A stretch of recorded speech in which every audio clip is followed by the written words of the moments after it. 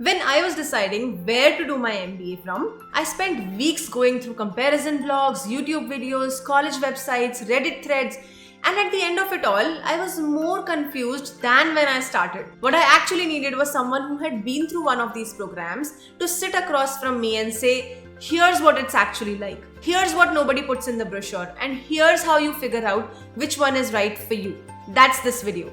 I'm an ISB alumna. I have close friends, colleagues, and mentees who are alumni of IIM ABC. So what I'm about to share comes from actual experience on both sides of this comparison. By the end of this video, you won't just know the differences between ISB and IIM, you'll know which one fits your profile and your goals. If you are new here, hi, I am Madhuri, your go-to person for all things higher education and career. Subscribe and hit the bell icon if you haven't already. Let's get started.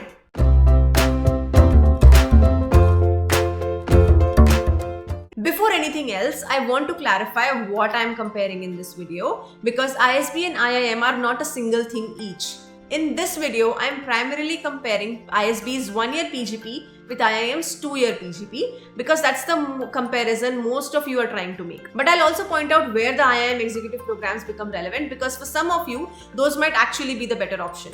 Watch this video if you want a comparison between ISB and IIM executive programs specifically. Let's dive into the comparison now and I'll share my personal take on each factor. Let's start with the fundamental difference nobody talks about. ISB and IIM's PGP programs are not competing for the same person. ISB's PGP requires a minimum of 2 years of WorkX by the time you join, and the average in any ISB cohort is around 4 to 5 years. IIM's 2-year PGP, on the other hand, is largely based for people who are either fresh out of college or have just 1 to 2 years of experience. This one difference cascades into everything else: the classroom dynamic, the conversations you have, the kind of problems you solve in case discussions, the peer learning, and ultimately the career outcomes. First question you need to answer for yourself is, where am I in my career and what am I ready for? Everything else follows from that. Here's my take. If you have 3+ years of WorkX and you sit in an IIM 2-year PGP classroom, you'll likely find yourself ahead of most of your peers in terms of real-world context. That's not a bad thing necessarily, but it does change the quality of your peer learning experience, which is one of the most valuable parts of any MBA. ISB's cohort, because everyone comes in with experience, tends to have richer classroom debates. When a professor puts up a case about a supply chain crisis and half the room has actually managed supply chains, the discussion goes to a completely different level. If you are 26, 27, 28 with solid WorkX and clear goals, both doors are open and it's worth thinking carefully about which one serves you better. Next is the program duration, 1 year versus 2 years. This is where most people immediately jump to 1 year is better because it's faster, but I'd push back on that a little. Yes, ISB's 1-year format means you're back in the workforce sooner, which means faster ROI on your investment. And for someone who's 27, 28 with a career already underway, losing 2 years of income and progression feels costly. I completely understand that. But 2 years gives you something 1 year can't. Time to breathe, explore, and pivot. At ISB, the pace is intense. I'm not going to sugarcoat it. You're doing in 12 months what IIMs do in 24. There's an internship built into the 2-year IIM program which gives you a chance to test a new industry or function before you commit to it post your graduation. ISB doesn't have that same buffer. So if you're very clear on your post-MBA direction, 1 year works brilliantly. But if you're going into the MBA partly to figure out what you want to do next, if the MBA is also an exploration for you, 2 years gives you more breathing room. Next is the fees and the ROI. ISB PGP fees for this year was around 38 lakhs including accommodation. IIM PGP fees varies by institute. IIM A is around 3 or 34 lakhs, B is similar. On paper, ISB looks more expensive, but when you factor in the 2-year opportunity cost of the IIM PGP, the salary you are foregoing for an extra year, the total economic cost of the 2-year program is actually higher for most people. That said, fees are only one side of the equation. What matters is what you earn after. Median salaries post ISB PGP are around 32 to 34 lakhs per annum. IIM ABC are in a similar range with top quartile going significantly higher in consulting and finance. So on average, the return profiles are comparable. Where the real ROI difference shows up is not in the salary number. It's in how quickly you recover the investment. 1 year out versus 2 years out is a meaningful difference when you are doing that math. Both schools have tie-ups with banks for education loans at preferential interest rates with no mortgage. So don't let the fees number paralyze you before you have even explored the financing options. Next is the entrance exams. ISB accepts GMAT and GRE, does not accept CAT. IIM accepts CAT primarily for Indian applicants. This is practically significant. If you have been preparing for CAT and have a strong score, IIM is the natural next step. If you are a working professional who finds the GMAT format, which is more reasoning and logic based than the CAT exam, more accessible, ISB opens that door. I personally found the GMAT a better fit for me when I was in my career at that point, and I probably still would, but I know people who are naturally strong CAT takers and found it a more comfortable route to a top IIM. Know your strengths and plan accordingly. Talking about the batch size and the network, ISB approximately has 900 students per batch. Top IIMs have around 400 to 450. Smaller IIMs have around 150 to 250. At first glance, people think a smaller batch means a better experience. And in some ways it does. More individual attention, tighter relationships with the cohort, a more intimate campus feel. But here's what a larger batch gives you. A much wider network and a more diverse one.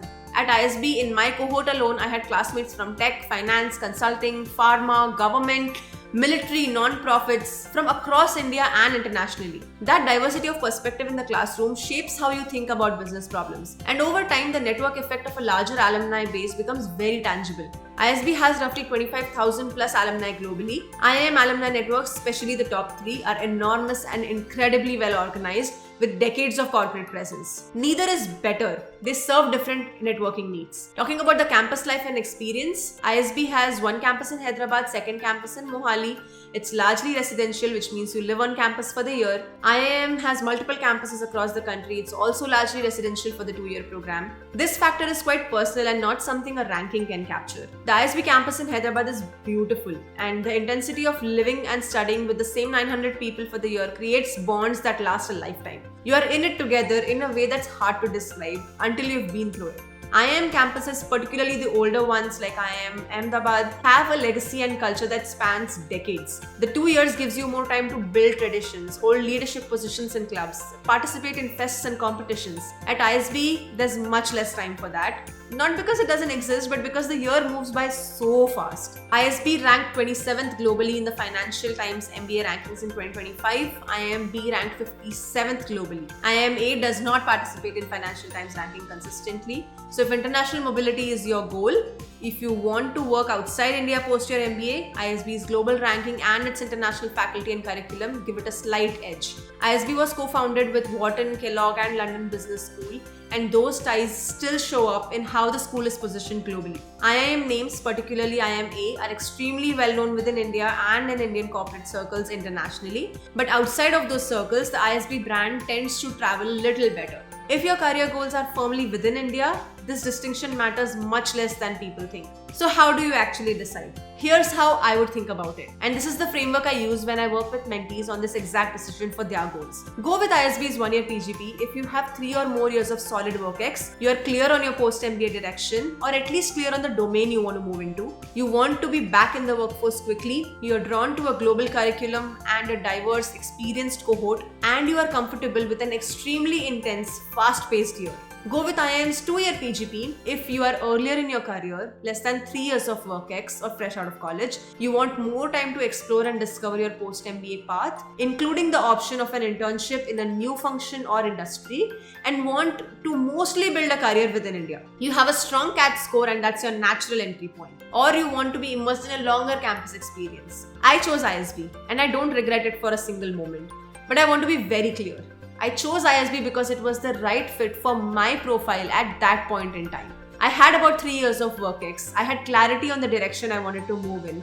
I wanted to be done in 1 year, and the GMAT was a better fit for me than CAT. This is not a decision to make based on rankings or what your colleagues did. It's a decision to make based on who you are right now, where you want to go, and what kind of environment will get you there fastest. I hope this gave you a clearer picture, not just of the 2 schools, but of how to think through the decision for yourself. If you would like help working through this for your specific profile, your work experience, your goals, your timeline, you can schedule a one-on-one consultation with me. The link is in the description box. Drop your questions in the comments. I read every single one of them. And if there's something specific you want me to cover in a follow-up video, tell me in the comments. Like this video if it helped, share it with someone who's going through the same decision, and subscribe if you haven't. Thank you for watching.